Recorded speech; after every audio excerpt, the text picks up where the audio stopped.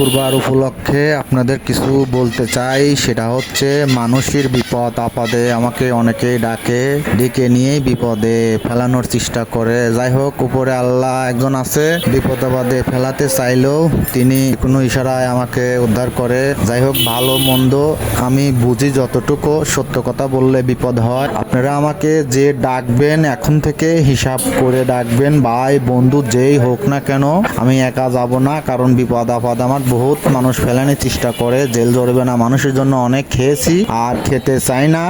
এখন থেকে আমাকে কেউ ডাকলে বিপদ আসবে কি না জানি না, তবে ভিডিও এবং ক্যামেরাম্যান থাকবে। যা কথা বলার মিডিয়ায় বলবে, আমার কথার মূল্য নেই, কারণ মানুষ সবাই ভালো। খারাপের মধ্যে আমি নিজেই আর খারাপ হতে চাই না। কেউ ডাকলে আমাকে হিসাব করে ডাকবেন। এলাকা ভাই বন্ধু সবাইকে দিয়েই উদ্দেশ্য বলতেছি, কারণ ডেকে নিয়েই তার স্বার্থের জন্য কাজ করার পরেই আমাকে বিপদে ফেলাইছে অনেকবার। আমি আর বিপদে পড়তে চাই না।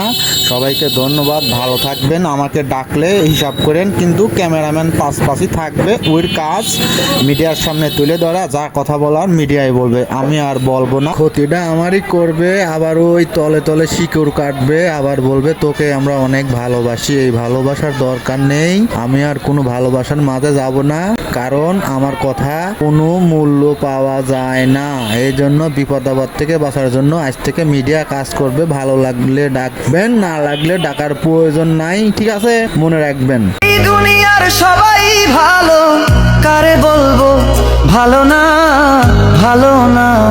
নিজেই ভালো হইতে পারলাম না, কারো দোষ দেই না।